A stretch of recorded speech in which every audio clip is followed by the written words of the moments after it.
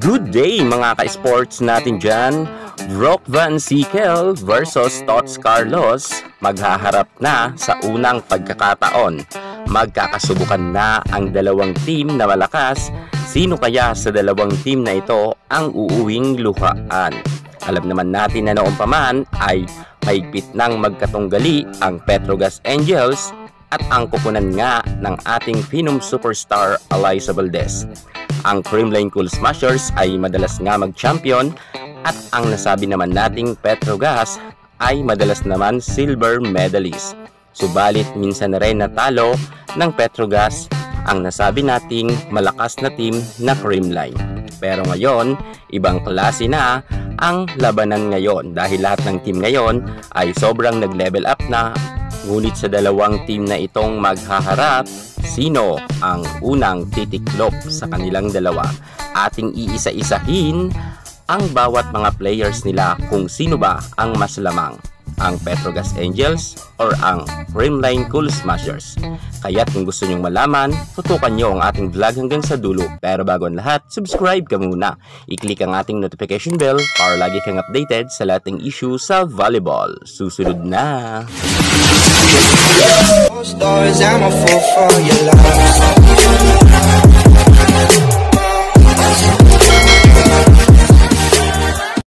Petrogas Angels susubukin nilang patiklupin ang defending champion Creamline Cool Smashers. Ngunit para magkaalaman na at may idea na kayo kung sino sa dalawang team na ito ang mananalo, isa-isahin na natin ang kanilang mga players. Unahin na natin dyan ang kanilang middle blocker, Pangs Panaga versus Joy Dacoron. Sa harapan nga ng dalawang middle blocker na ito, sino ba sa kanilang dalawa ang mas lamang? Well, mas lamang talaga dito si Pangs Panaga dahil marami na siyang napatunayan pagdating nga sa larangan ng volleyball. Makailang beses na rin siya nagkaroon ng award na Best Middle Blocker, samantalang si Joy Dacoron ay wala pa ngang nakukuhang award pagdating nga dito sa PVL. Subalit wag natin maliitin, si Joy Dacoron may laban rin yan dahil ng kapanahunan niya sa UAAP ay palaban rin itong si Joy. Siyempre, hindi rin niya basta-basta magpapatalo si Dacoron dahil alam natin na nag-level up na rin ang kanyang kagalingan. Pero kung ikukumpara nga natin ang dalawang players na ito, kitang-kita naman natin na mas lamang talaga si Pangs Panaga versus nga kay Joy Dacoron. Dumako pa tayo sa dalawang middle blocker pa ng dalawang team na ito.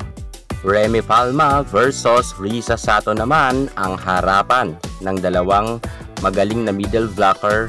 Sino ba sa kanila ang mas lamang? Well, kung pag-uusapan naman sa award ay hindi rin magpapahuli dyan si Risa Sato.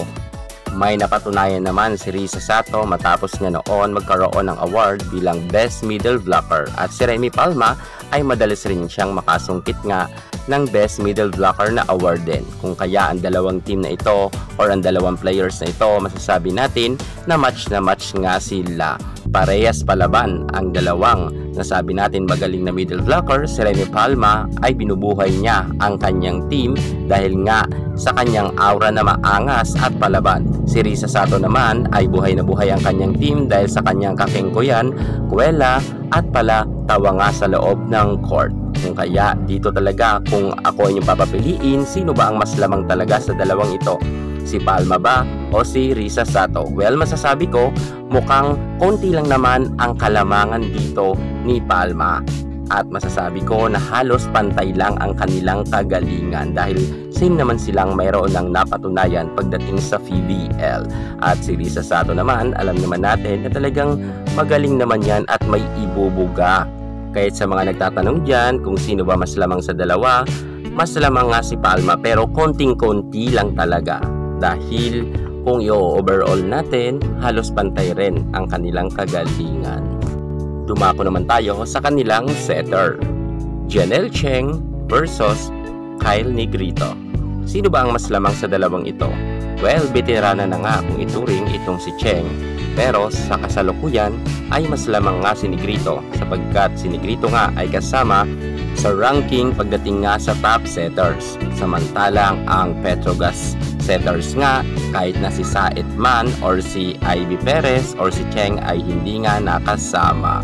So ibig sabihin mga ka-sports, mas lamang talaga si Negrito kahit nga binabas siya ng mga kanyang kritiko na sinasabi na to the moon daw at to the Mars ang kanyang mga set. Pero tingnan naman ninyo, sa standing nga ay kasama nga itong si Negrito sa ranking bilang top setter.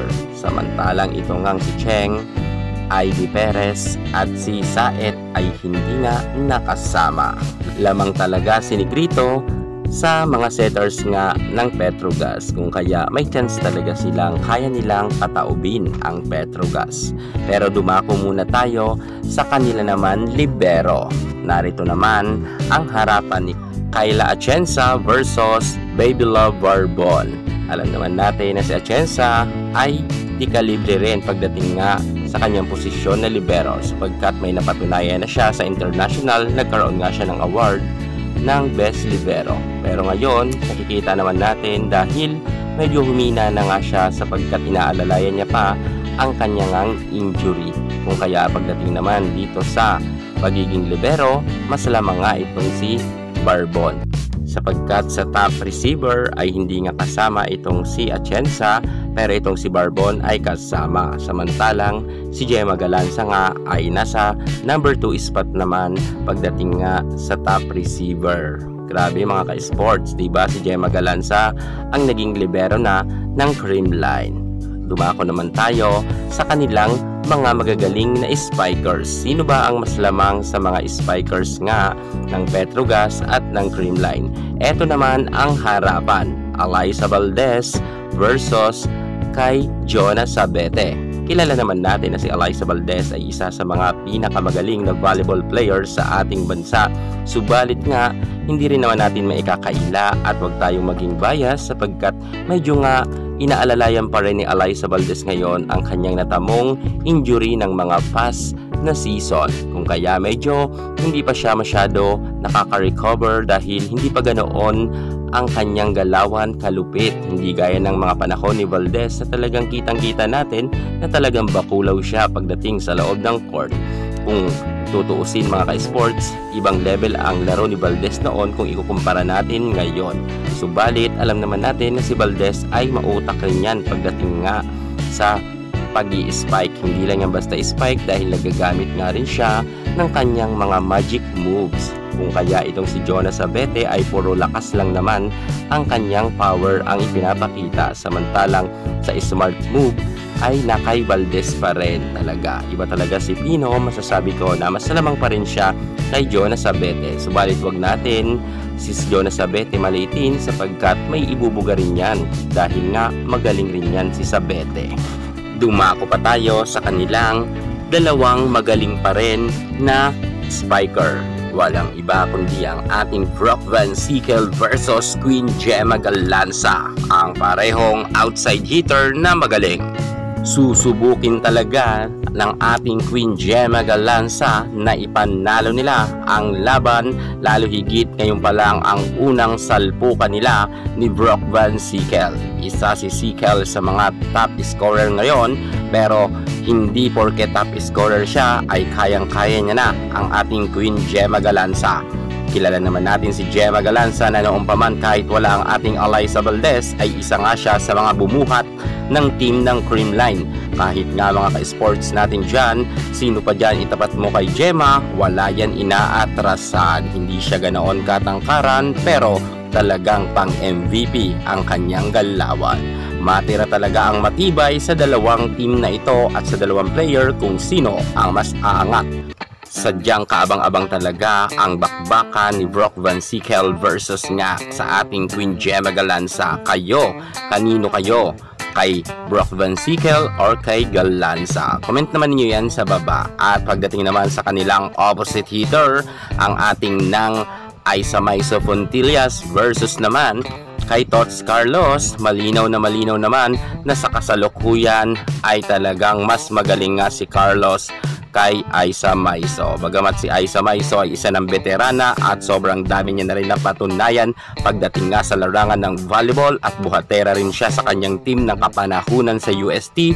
Pero ngayon kasi medyo nagkakaedad na rin si Aiza Maiso. Bagamat nariyan pa rin ang power ni Aiza Maiso, ang kanyang kagalingan ay hindi pa naman nagbabago. Pero kung ipagkukumpara natin ang dalawa, mas lamang nga si Tots Carlos sa kanilang posisyon na opposite hitter. Kung kaya, yan ang overall natin mga ka-sports. Mas lamang talaga ang Creamline Cool Smashers kontra nga sa kanilang makakalaban na Petrogas Angels. Halos kasi ang players nga ng Creamline ay talagang may mga napatunayan na.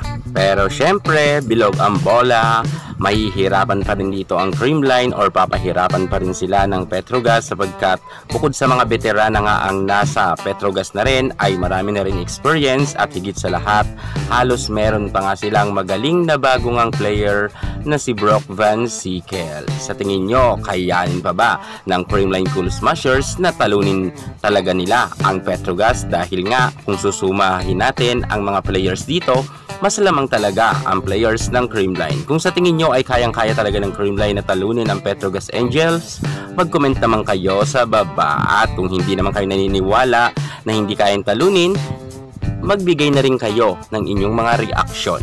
Yan muna ang pinaka-latest natin sa mundo ng volleyball. At para hindi ka mahuli sa lahat ng issue pagdating sa larangan sa volleyball, subscribe na. Thank you so much. God bless.